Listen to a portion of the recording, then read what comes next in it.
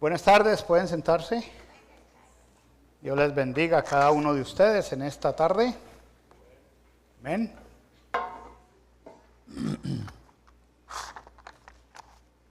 Continuamos con esta serie que venimos hablando de pródigos y la gracia del Padre. Gracias. El mensaje de hoy se llama gracia inmutable.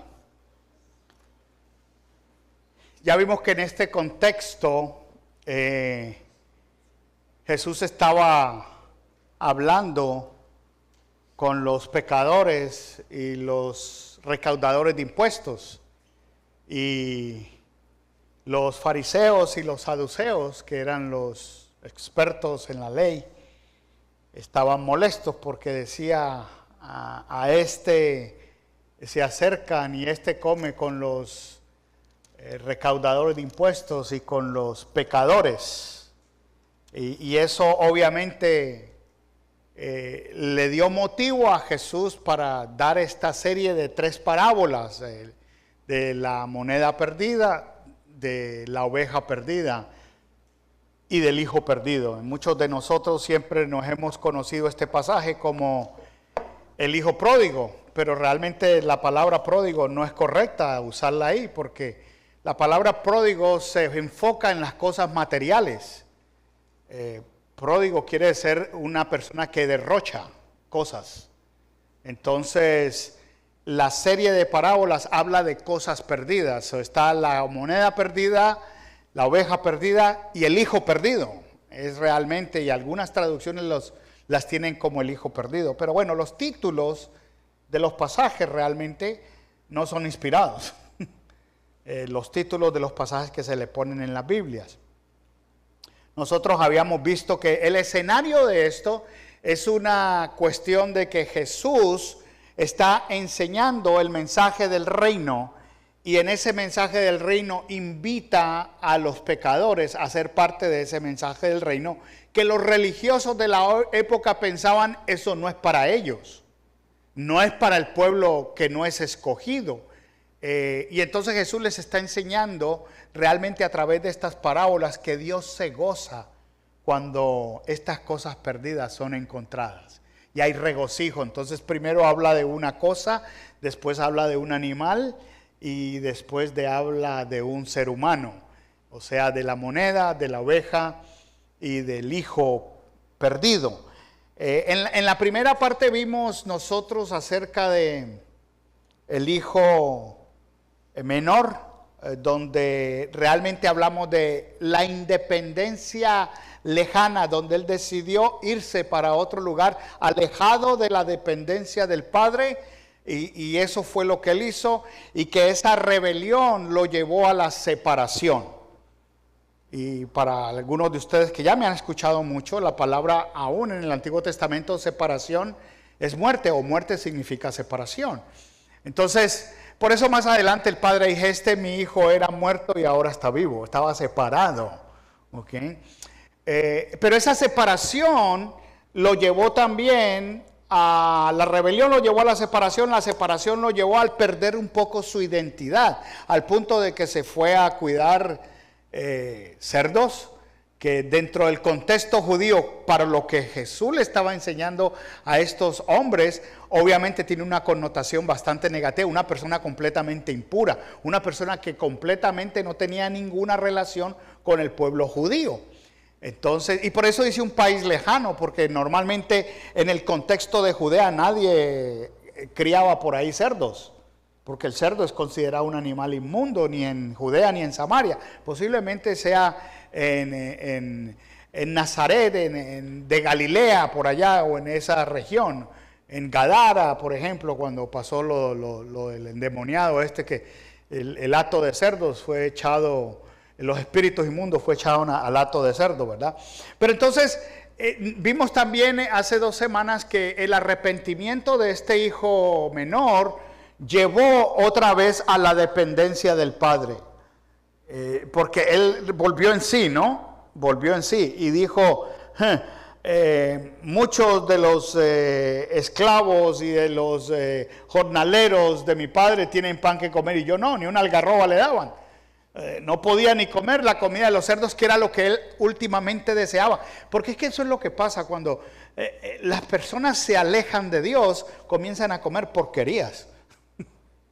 Esa es una realidad. Y cosas que son desagradables. Y es parte de, recuerda, esto es una lección espiritual, una parábola con una lección espiritual. Después vimos hace 8 días el otro hijo, ¿no? Y en el otro hijo vimos algo completamente diferente. Que la razón o el problema de este hijo mayor era la indiferencia. Él estaba ahí, pero no estaba ahí. Él estaba ahí, pero no estaba ahí. No había una buena relación con el padre. Hizo fiesta, ¿qué pasó aquí? ¿Qué pasó aquí? Y ni siquiera entra, manda a preguntar, cuando todo era de él también. Pero esa indiferencia, y cuando se da cuenta de lo que está pasando, entonces hay algo bien interesante que revela el pecado oculto que él tenía. ¿Qué es esos pecados que usted y yo no vemos? Es muy fácil ver a una persona haciendo cosas que no son agradables a Dios, que son visibles, pero hay cosas que no son visibles, pero que igualmente son pecados ocultos. Y hablamos de la envidia, del celo, eso no se ve, pero está ahí, y es un pecado oculto. Y lo que pasó fue que ahí se reveló ese pecado oculto que había en él, pero también vimos ese fruto de lo que había en su corazón, al punto de que despectivamente habla del hermano, despectivamente le habla al papá, mira, le reclama, y todas estas cosas que podemos ver. En la primera parte vimos que la palabra clave era arrepentimiento. El hijo menor volvió en sí y se arrepintió. En la segunda parte vimos de que realmente la palabra clave aquí es reconciliación, porque aunque estaba ahí viviendo en la casa, no había una buena relación con su padre. No había. Y eso lo vamos a ver, y lo vimos hace 8 días cuando él se queja con el padre y comienza a murmurar, tanto tiempo he estado aquí contigo. O sea, no había una buena relación, porque como supimos nosotros en los primeros 2 versículos, cuando el hijo menor pide la herencia, el otro fue cómplice, porque no dijo, no, mira, ¿cómo se te ocurre? ¿Cómo vas a hacer eso? Yo soy el mayor, tú eres el menor. Él se tenía que someter al padre y al hermano mayor. Estás ofendiendo a mi padre, está diciéndole prácticamente que se muera. Entonces, no, él fue completamente indiferente a eso, pero igualmente recibió la herencia, recibió su parte. Entonces esa indiferencia lo llevó a muchas cosas. No tenía relación con su padre, porque después le dice, nunca me has dado un cabrito. Pues, todo lo que yo tengo es tuyo. Entonces tenemos que entender el contexto de todo esto y lo que Jesús está enseñando, teniendo en cuenta que ese hijo que se fue lejos, que quería una independencia lejana del padre, representa a los pecadores, aquellas personas que están alejadas de Dios o que no se merecen a Dios, por ponerlo así en el contexto judío, o aquellos gentiles. Pero que este hombre, este joven, este hijo mayor que se quedó en la casa, representaba realmente los mismos fariseos y los escribas, que teniendo la ley, que estando ahí, que sabían lo que Dios le había encomendado, porque eran guardianes de los convenios, de los pactos de Dios y de la ley, eran indiferentes a ello. Por eso Jesús les dijo, y hace 8 días lo dije, ¿no? Le dije, todo lo que ellos os dijeren, hacedlo, porque ellos se conocían bien la ley. Pero por favor, no hagáis como ellos, ¿ok? Porque ni siquiera mueven un dedo. Entonces Jesús entendía lo que había en sus corazones. Entonces ahora vamos a ver el otro personaje en esta parábola, que es el Padre. Porque el Padre lo que nos muestra a nosotros es un Padre que está lleno de gracia. Y una gracia que no cambia, una gracia inmutable, y así se llama el mensaje de hoy, gracia inmutable. Por eso se llama la serie Pródigos y la gracia del Padre. Y entonces vamos a ver esto, como voy a coger 2 ideas que tengo. La primera idea es lo que el padre le responde al hijo menor, y la segunda idea es lo que el padre le responde al hijo mayor. Entonces ahí va a basar el mensaje en esas 2 ideas, pero para tener claro el contexto, vamos a leer toda la parábola. ¿Están conmigo?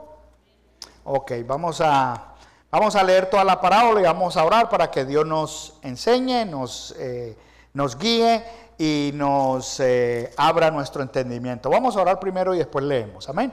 Padre de la gloria, Señor, te alabamos, te bendecimos y te glorificamos. Ensalzamos tu nombre y te glorificamos cada día más en nuestras vidas.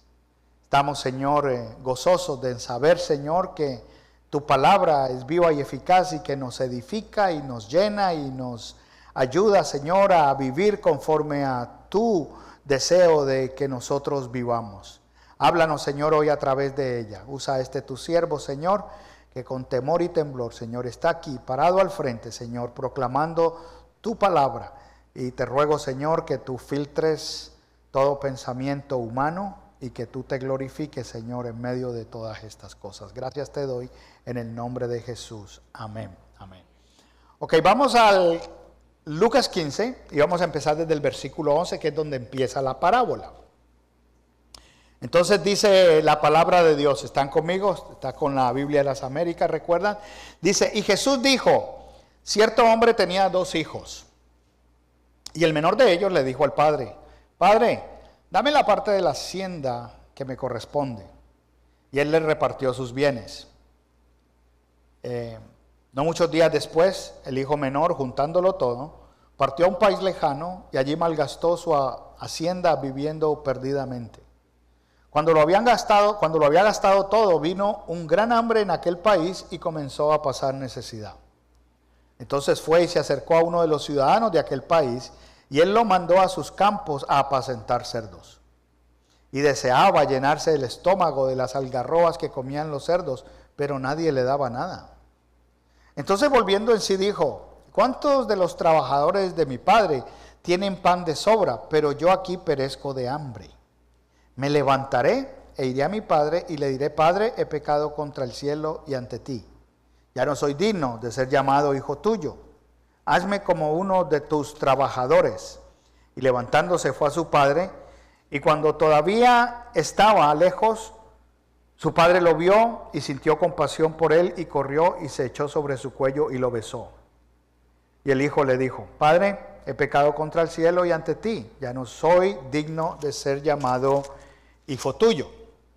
Pero el padre dijo a sus siervos, pronto, traed la mejor ropa y vestirlo, y poned un anillo en su mano y sandalias en los pies, y traer el becerro engordado, matarlo, y comamos y regocijémonos. Porque este hijo mío estaba muerto y ha vuelto a la vida, estaba perdido y ha sido hallado. Y comenzaron a regocijarse. Y su hijo mayor estaba en el campo, y cuando vino y se acercó a la casa oyó música y danzas, y llamando a uno de los criados, le preguntó qué era todo aquello. Él le dijo, tu hermano ha venido y tu padre ha matado el becerro engordado porque lo ha recibido sano y salvo. Entonces él se enojó y no quería entrar. Salió su padre y le rogaba que entrara. Pero respondiendo él le dijo al padre, mira, por tantos años te he servido y nunca he desobedecido ninguna orden tuya. Y sin embargo, nunca me has dado un cabrito para regocijarme con mis amigos. Pero cuando vino este hijo tuyo, que ha consumido tus bienes con rameras, mataste para él el becerro engordado. Y él le dijo, hijo mío, tú siempre has estado conmigo, y todo lo mío es tuyo. Pero era necesario hacer fiesta y regocijarnos, porque tu hermano estaba muerto y ha vuelto a la vida, estaba perdido y ha sido hallado. ¿Ok? Hay algo muy interesante que nosotros vemos aquí en toda esta parábola, y es el tratamiento que el padre le da a los 2 hijos. Él no cambia, él tiene la misma gracia con ambos. Él quiere llevar a ambos a una unidad familiar.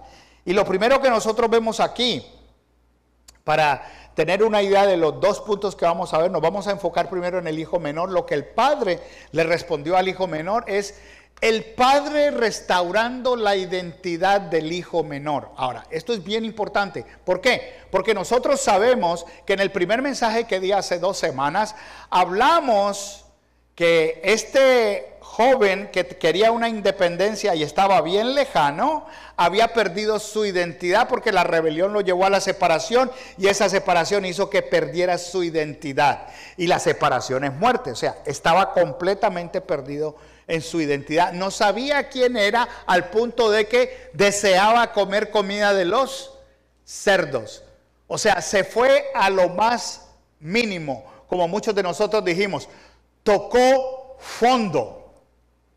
Si hay gente que no sabe nadar y se mete a una piscina honda y se ahoga, porque no tocó fondo. La verdad es que cuando toca fondo se impulsa y sale.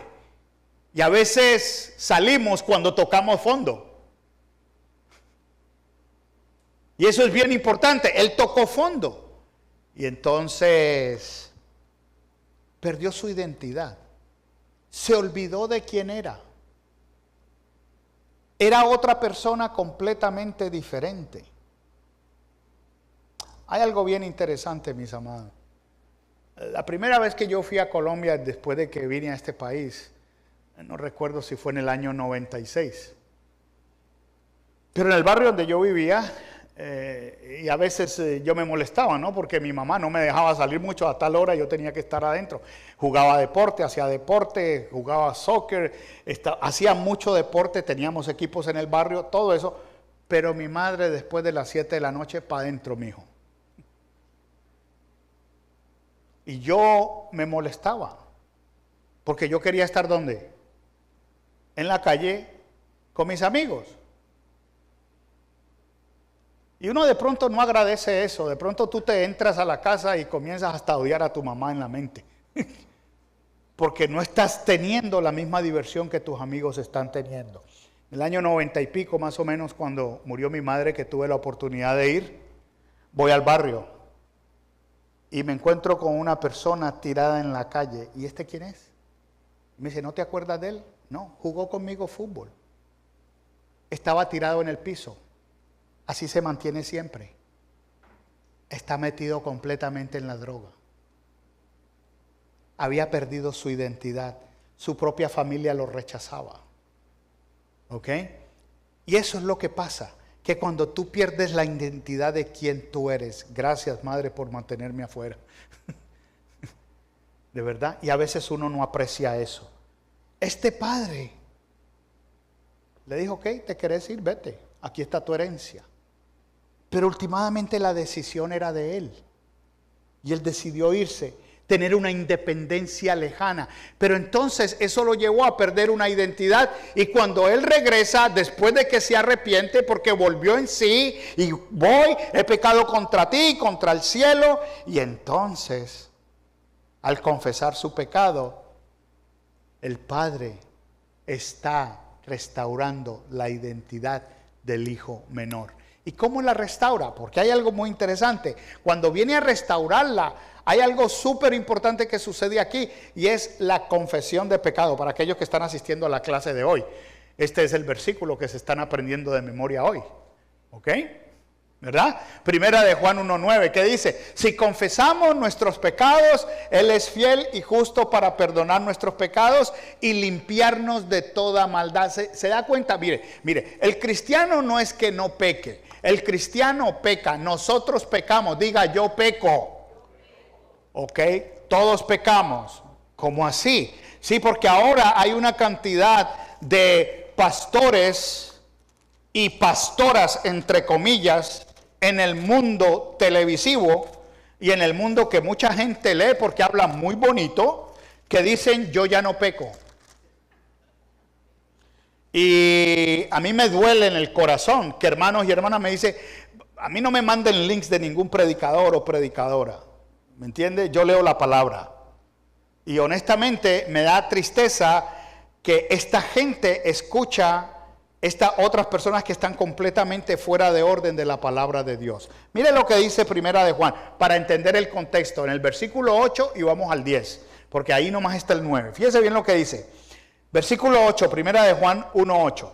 Si decimos que no tenemos pecado, nos engañamos a nosotros mismos. ¿Y qué más? Y la verdad no está en nosotros.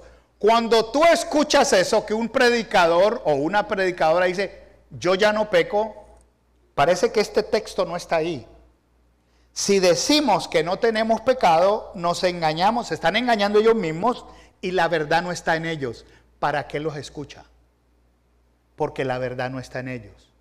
Pero Dios dejó una provisión y el apóstol Juan dice aquí que si confesamos nuestros pecados, ahora es una cuestión condicional. Si lo confesamos, si no lo confesamos, entonces el Señor no nos va a perdonar, pero tampoco nos va a limpiar de toda maldad. O sea que es condicional. Si confesamos nuestros pecados, Él es fiel y justo para perdonar nuestros pecados y limpiarnos de toda maldad. Ahora fíjese bien el 10.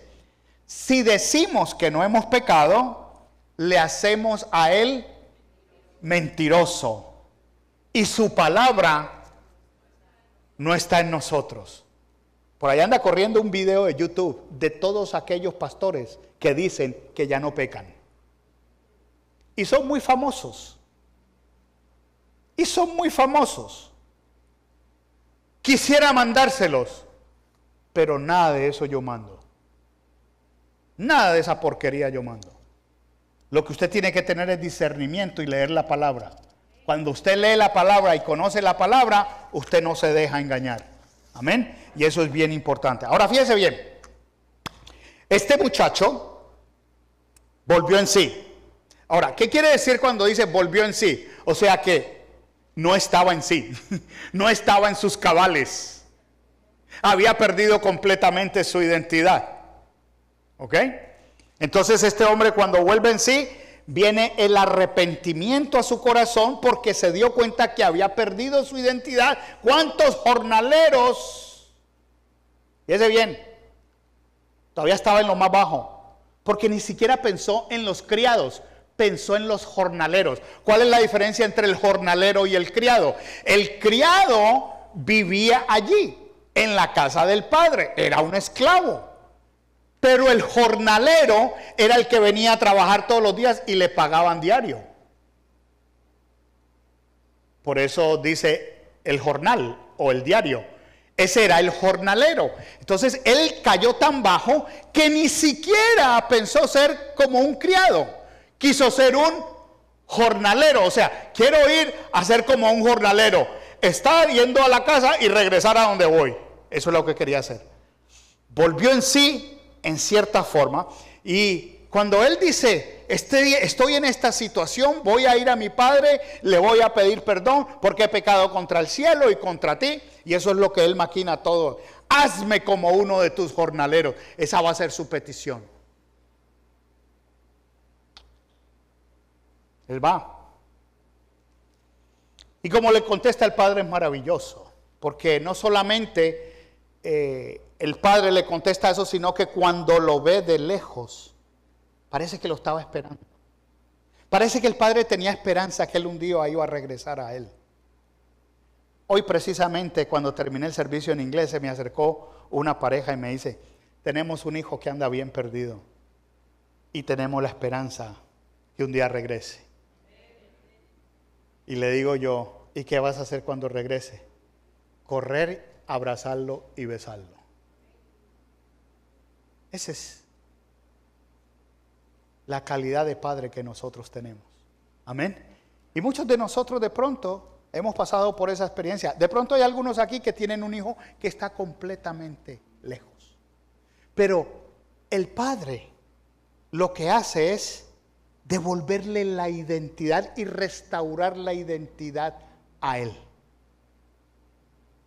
¿Ustedes acaso no han tenido algunos hijos que se han ido y regresan? Ay, no hay como la casita. Extraño la comida de mi mamá. Extraño, ¿no les ha pasado?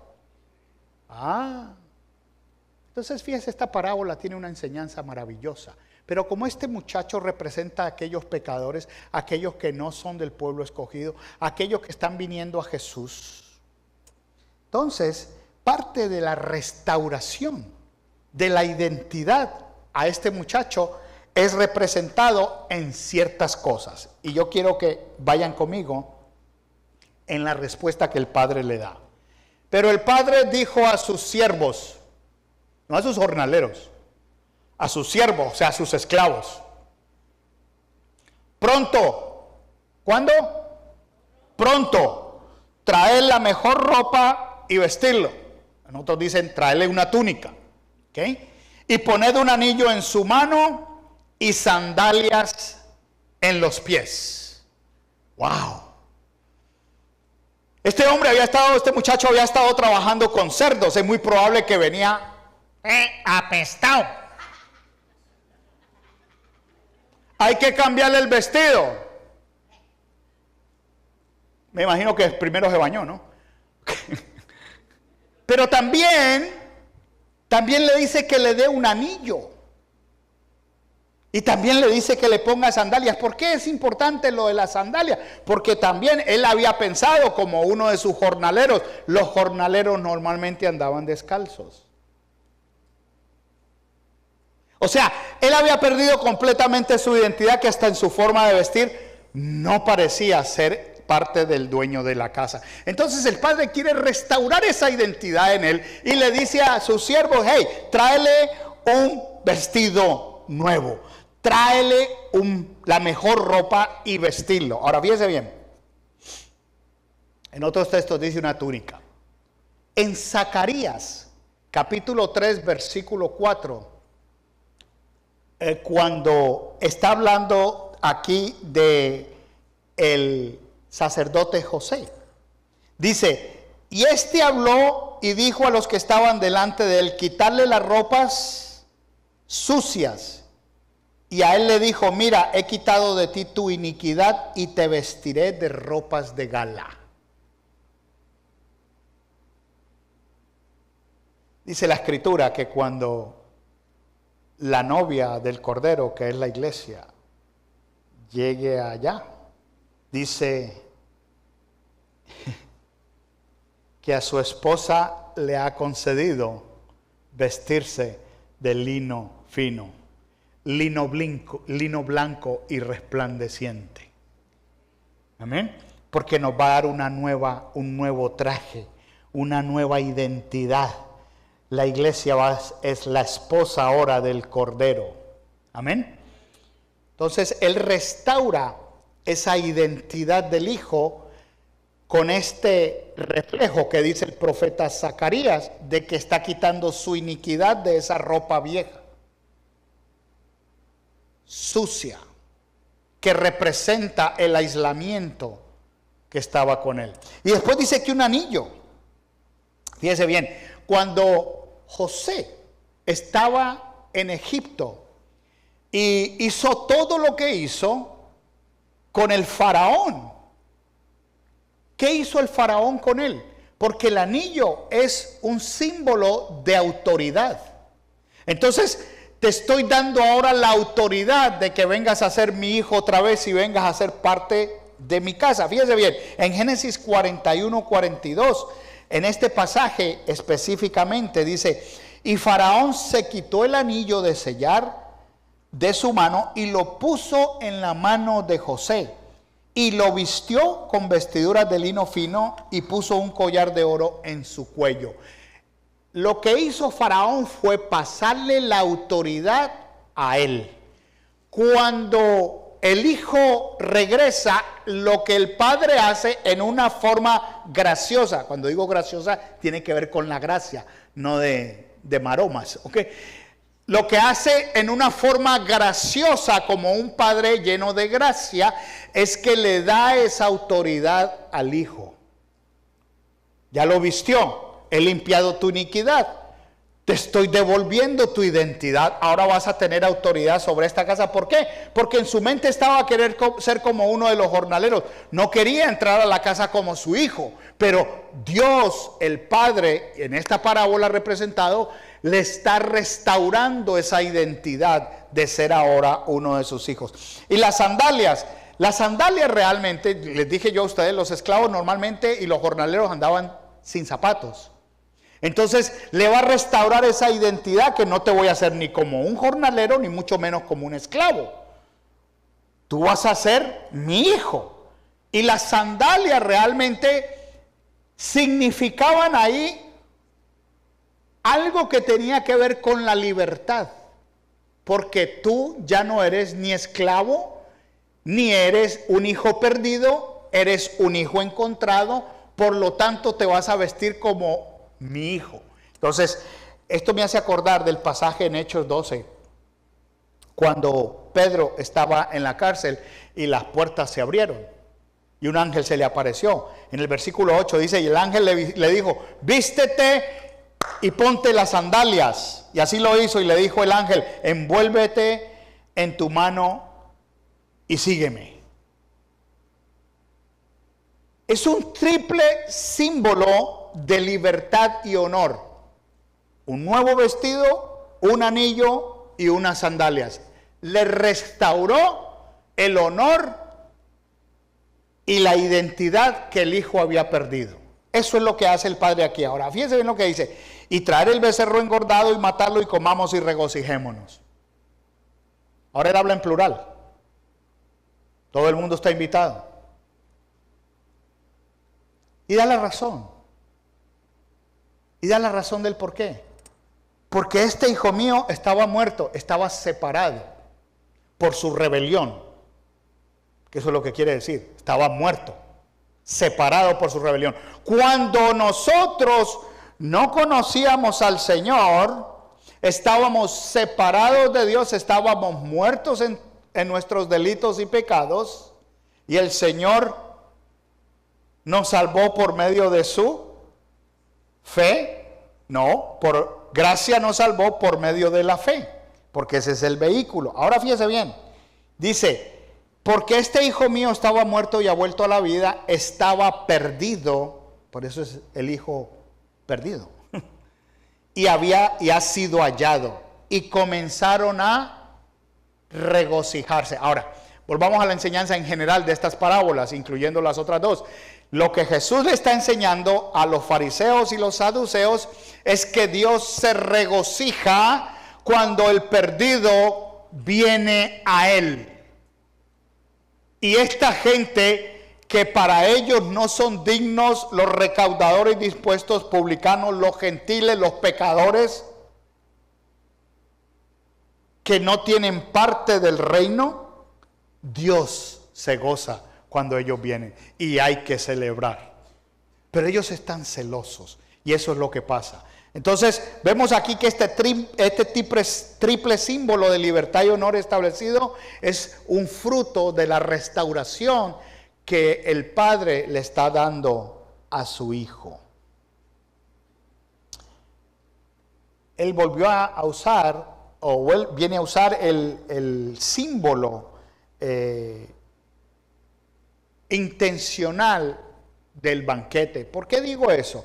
Porque en dos capítulos anteriores, en el capítulo 13, versículo 29, él habla acerca del arrepentimiento y de todo, pero está hablando de una invitación a un banquete. Y dice el versículo 29, y vendrán del oriente y del occidente, del norte y del sur, y se sentarán a la mesa en el reino de Dios.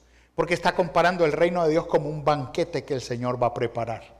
Y hay varias parábolas que hablan de banquetes, de modo que tiene que entender un poquitico el propósito por la cual Jesús está enseñando estas parábolas, especialmente esta parábola, aunque es un conjunto de tres. Entonces, lo primero que nosotros vemos es que realmente el Padre está restaurando esa identidad del hijo menor que había perdido.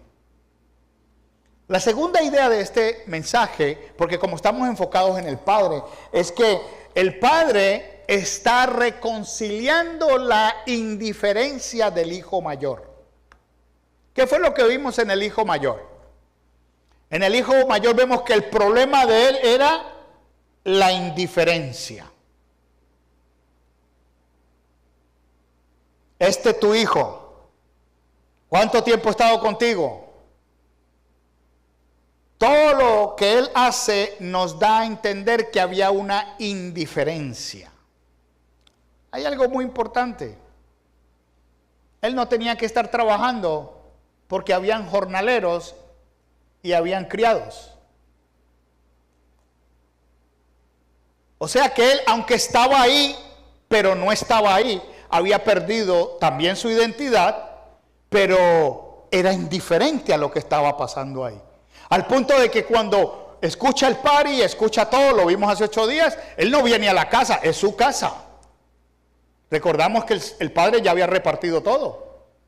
Entonces era su casa. Yo no tengo por qué ir y mandarle a decir a alguien, mira, averíguame qué está pasando ahí en mi casa. ¿Usted hace eso? Usted ve una fiesta en su casa y usted llama al vecino a decirle, mira, déjate a ver qué está pasando en mi casa. No, era indiferente a las cosas que estaban sucediendo ahí. Era indiferente. Entonces el padre está reconciliando la indiferencia del hijo mayor. ¿Cómo la reconcilia? Nosotros vamos a ver en el texto. Él le rogó al hermano mayor, a su hijo mayor, que fuera a la fiesta. Y esta mañana decía yo, ¿por qué la iglesia tiene que estar rogándole a la gente que sea voluntario en algo? ¿Por qué? Porque son indiferentes. ¿Por qué la iglesia tiene problemas financieros? Porque hay que rogarle a la gente para... No, porque son indiferentes a las necesidades de la iglesia. El mensaje aquí es una invitación para todos. Lo que Jesús está enseñando aquí a estos fariseos y escribas, la invitación del reino es para todos, incluyéndolos a ustedes, pero también a estos pecadores, que ustedes llaman pecadores, porque todos somos pecadores, anyway. Nunca me has dado un cabrito para regocijarme con mis amigos. Ahora fíjense bien, este agasajo no fue una fiesta de agasajo del hijo perdido. Fue la expresión máxima de un padre del gozo que él sentía por la salvación y el regreso de su hijo. Es el padre el que decide hacer la fiesta. Él no está motivando que si la gente se vaya y regrese para hacerle fiesta. No, él está gozándose en sí mismo. Por eso en la escritura dice, en otra de las parábolas más atrás dice que se hay gozo en el cielo cuando un perdido es encontrado. Entonces, el padre está reconciliando con este hijo esto. Y vamos a ver algunas de las cositas que dicen aquí, porque esto es bien interesante. Fíjese bien. En el versículo 31, vemos que había tanta indiferencia del hijo mayor para con el hijo menor, que aún despectivamente habla de su hijo, y habla al padre despectivamente, porque en el versículo 29 le dijo al padre, mira, por tantos años te he servido y nunca he desobedecido ninguna orden tuya. Por tantos años te he servido y nunca he desobedecido ninguna orden tuya. ¿Qué era lo que estaba haciendo el padre? Rogándole que entrara. O sea, hay necesidad de rogarle que entre, pero él está diciendo que nunca le ha desobedecido. Si el padre le dijo una vez que entrara, ha tenido que entrar. No tenía que rogarle, porque entonces le estaba desobedeciendo. O sea que su declaración no hace mucho sentido. Y fíjese bien lo que pasa aquí. Y dice, por tantos años te he servido y nunca he desobedecido ninguna orden tuya. Y sin embargo, nunca me has dado un cabrito para regocijarme con mis amigos. Mire el propósito. El propósito que él quería era para regocijarse con sus amigos, no con su padre. Había indiferencia. Porque el problema a veces de nuestros hijos es que para ellos es más importante los amigos que los padres y la familia. Hay indiferencia.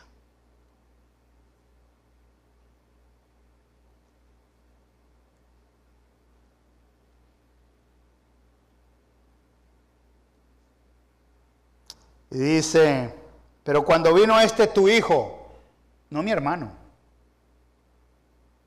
tu hijo, que haya consumido tus bienes con rameras, mataste para él el becerro engordado. Primero le dice al papá, mira, nunca te he desobedecido, hombre, pero si el padre le está rogando. Cuando el padre te dice algo, tú tienes que hacerlo, tienes que obedecer. Y si el padre le está rogando, quiere decir que más de una vez le dijo, o sea que la primera le desobedeció. Y cuando vino tu hijo, está tratando irrespetuosamente al que es su propio hermano. Oiga, y es que nosotros tenemos culturalmente mucho esas cosas, ¿ah? Esta mañana decía yo esto en el de inglés y la gente se rió y dijo, también pasa con los americanos. Porque cuando usted tiene hijos y uno de sus hijos hace algo, entonces usted le va a dar la queja. Vamos a ver, si yo le voy a dar la queja a mi esposa de mi hijo, entonces le digo, mira, dile a tu hijo tal cosa. Pero es mi hijo también. O viceversa, cuando la mujer quiere decirle al marido algo de sus hijos, dice, mira, este es tu hijo allá, la embarró. Porque despectivamente hablamos de nuestros hijos cuando hacen algo negativo. Pero aquí es con el hermano, tu hijo, no dice mi hermano. Ahora, fíjese bien, en parte de la restauración que Dios hace, aquí figurado en el Padre de la parábola, y parte de la reconciliación, es que Él le contesta y le dice, hijo mío, ¿cómo? Hijo mío. O sea, no pierdas tu ubicación. Tú eres mi hijo. Hijo mío, posesión adquirida. Hijo mío, tú siempre has estado conmigo. Y todo lo mío es tuyo. Ahora, hay que entender un poquitico el contexto cultural honesto. Cuando el Señor repartió la herencia, esto es una parábola, esto es una historia, pero hay que entenderlo en el contexto cultural también. En el contexto cultural es que cuando el padre, había dos formas que él podía dar la herencia antes de morir. Una es cuando no podía manejar sus cosas o que voluntariamente dijera, ya quiero repartir. Y creo que les conté, ¿no? Yo tuve un tío en Colombia, ¿no? Tío en segundo grado porque era tío de mi mamá. Pero él tenía muchas tierras y él en vida decidió repartirle su herencia a sus 3 hijos, 2 varones y una hembra. Entonces le dijo, yo no quiero que mis hijos van a tener problemas cuando yo me muera, de una vez les voy a repartir las cosas. Y las repartió, pero él se quedó viviendo en la casa principal, que era, esa casa se la dejó a la hija, los otros terrenos se los dejó a sus hijos, pero sin embargo todos siguieron viviendo juntos. Ahora escuchen bien, esto fue lo que hizo él. ¿Ok? El padre repartió sus cosas, pero siguió viviendo en la casa. Por eso le dice, todo lo mío es tuyo. Ya te lo di. Todo lo mío es tuyo. Fíjese bien. Dice, pero era necesario hacer fiesta y regocijarnos. Ahora fíjense en lo que dice, porque tu hermano.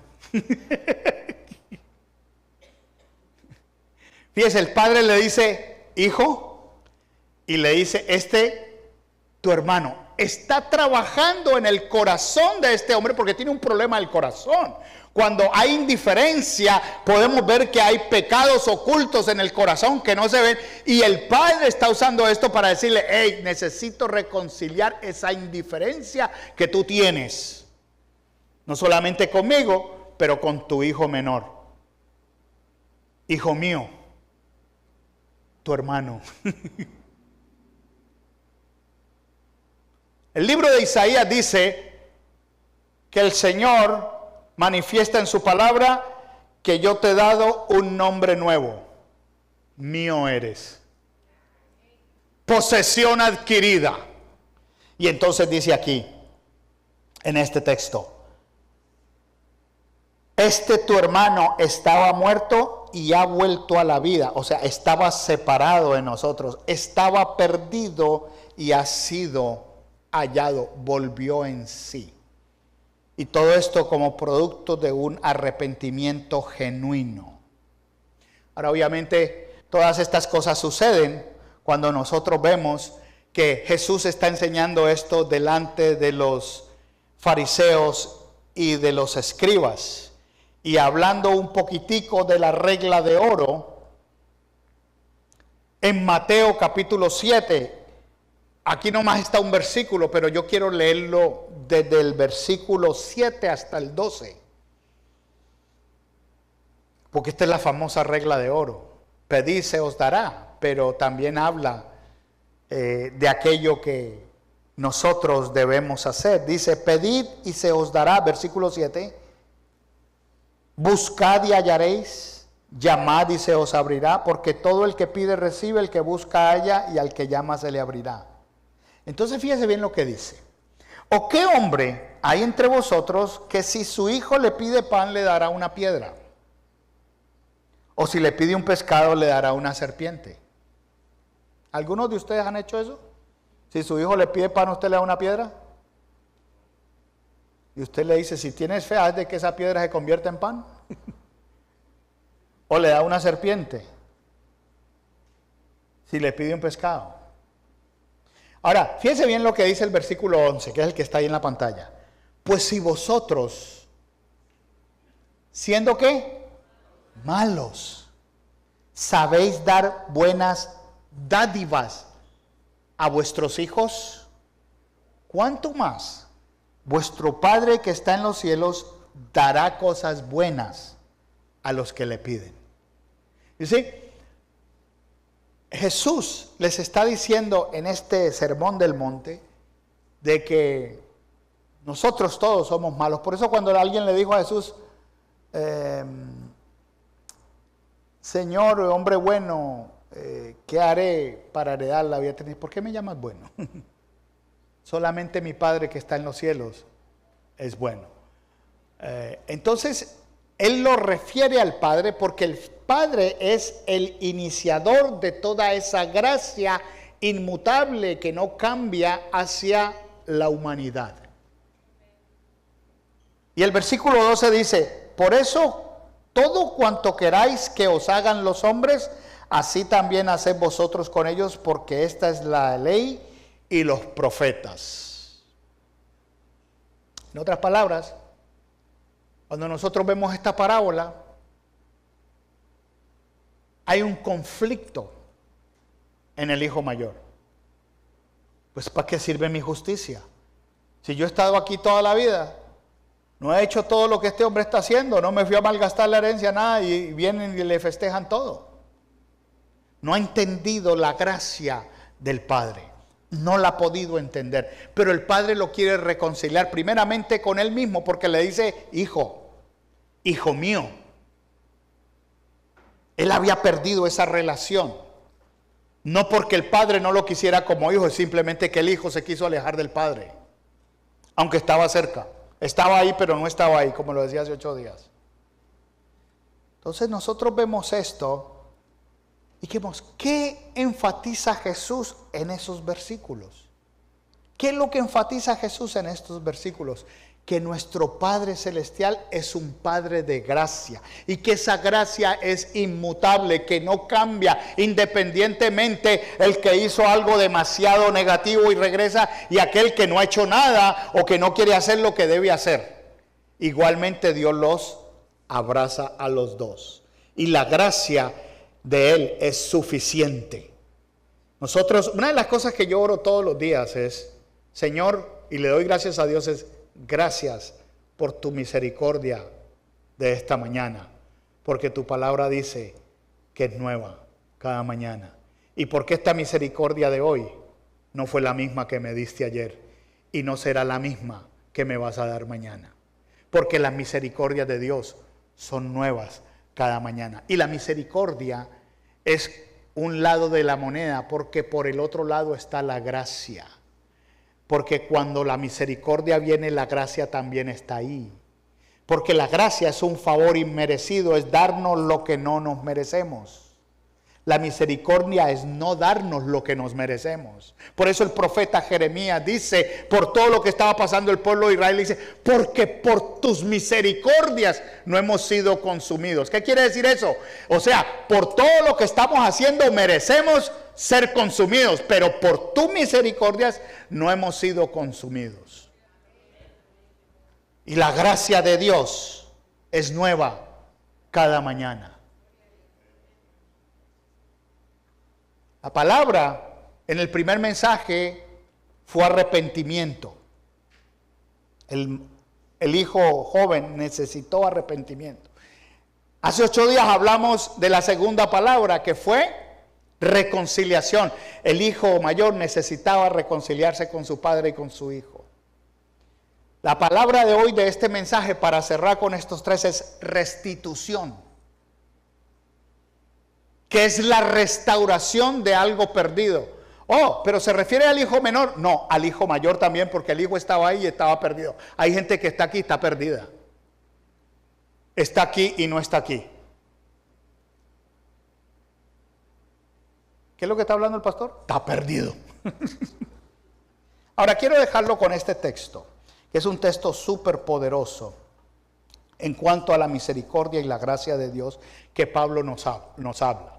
Es Efesios capítulo 2, versículos 4 y 7. Yo quiero que lo leamos suave, despacio. Dice, pero Dios, que es rico en misericordia, por causa del gran amor con que nos amó, aun cuando estábamos muertos en nuestros delitos, nos dio vida juntamente con Cristo. Por gracia habéis sido salvados. Y con Él nos resucitó y con Él nos sentó en los lugares celestiales en Cristo Jesús, a fin de poder mostrar en los siglos venideros las sobreabundantes riquezas de su gracia, por su bondad para con nosotros en Cristo Jesús. Vemos que es rico en misericordia y por lo tanto tiene riquezas con su gracia. Esa gracia que es inmutable, que no cambia en el Señor. Y es la gracia que nos abraza a nosotros.